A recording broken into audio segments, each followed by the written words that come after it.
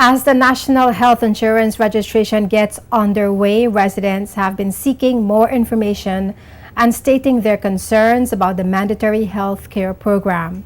One concern is that the NHI would be more costly than what the BVI is currently spending on health care. But according to Professor Emeritus at the University of the West Indies, Dr. Carl Theodore, that is a misconception. Dr. Theodore and the team at the Health Economics Unit at the University of the West Indies carried out extensive studies on universal health care in several countries in the region, including the BVI.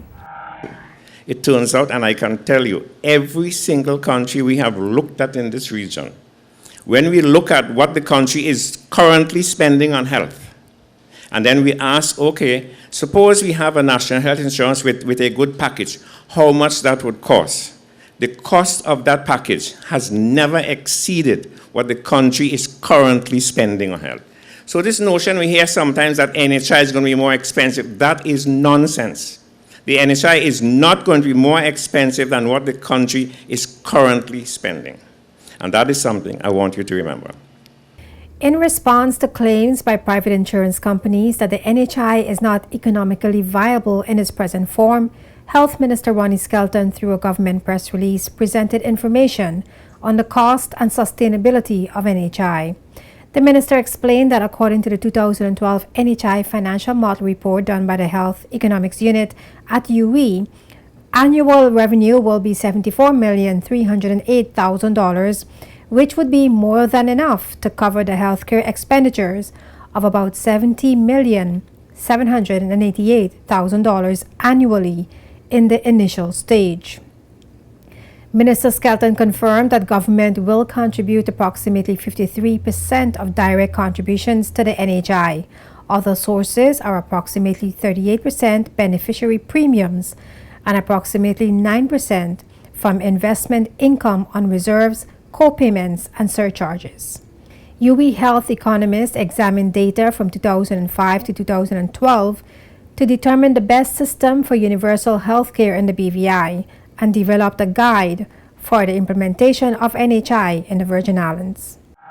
Well, the Health Economic Unit from the University of the West Indies have done extensive studies in the territory for quite some time. As we are aware, there's been much talk about a national health insurance program for several years now. And I've had the opportunity to work with HEU, which is a Health Economic Unit, from inception. When they first came and all the investigative work that was done, they interviewed stakeholders, they interviewed the private insurance companies and various agencies to complete a comprehensive study and be able to, I guess, guide us in the right direction and let us know whether or not a system like this would be feasible. Coming out of that, they also did an actuarial study, extensive study, which gave projections some 25 years going forward, showing us exactly where we are now in terms of healthcare and where we will be in up to about 2025, 2030. And that gave us a fair projection as to what we need to do to make sure that we remain sustainable. The rate that we should be charging, and that is why the rate of 7.5% has been derived coming out of that study. How many persons would need to be in the system. They also give us the parameters as to what we should charge, what fees we should set in terms of the fee schedule. So we had a guide to follow. It's not something that we just pull out of the sky. We have been following a guide from inception. According to Dr. Carl Theodore, the total health spending cost for countries in the region falls between 6 to 9% of national income. He said the World Health Organization has mandated that countries worldwide ensure that every citizen has access to health care without causing financial hardship on individuals, and WHO research shows that only a pooled system would ensure this. So universal health coverage had these two dimensions. Everybody had to be covered, and nobody must suffer financially when they look for help. What the research in WHO found, you see, was that when they looked at countries all over the world, the countries that were worst off as far as health was concerned were countries where people had to dip in their pockets to pay for healthcare when they needed to.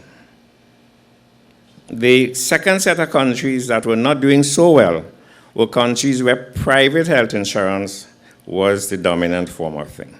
So the World Health Organization in their research felt that if you want to cover everybody, you have to move away from these two things. And you have to move to a system of pooling, where everybody who is capable is going to be required to put something in the pool so that the whole country could benefit.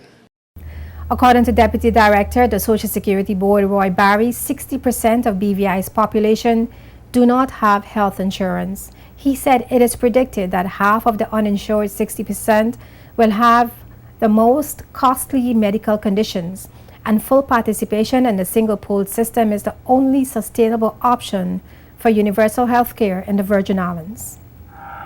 We are aware that about 60% of our population don't have private health insurance at this time. But when you look at the 60%, you probably will have about 30% of that 60% who are maybe unemployed or unemployed. If we take that 60% and have them contribute to the program, the risk is so great that these persons are going to have exuberant healthcare costs. It's going to cause the system to be bankrupt even before it starts. So you need to have a pool, a large pool of persons contributing to mitigate the risk, the level of risk of the persons who are in the lower income bracket, who at most times might be the ones who access care more often and create the larger health bills. So you have where they say in some systems you have the rich will contribute to cover the poor, or the have will contribute for the have not. So it's a system that's designed that way where it must have a large pool to mitigate the level of risk that can be incurred if you have just a small number of persons contributing. Minister Skelton has stated that health is a public good and human right and should not be regarded as a commodity that only the rich can afford. This concept of social solidarity and acting in the common good strikes the heart of the foundational values of the people of the Virgin Islands. And Dr. Carl Theodore also shared this sentiment in a GIS interview. And that is what solidarity means. In the kind of societies we are building here in this region, we hold solidarity as a principle. And solidarity means exactly that. That those of us who are in a stronger position are going to be called upon to put in something for those who are in a weaker position. That is what being your brother's keeper means. And all societies in this region, we have been trying to be brother's keeper societies in this region. And the NHI is really a brother's keeper system.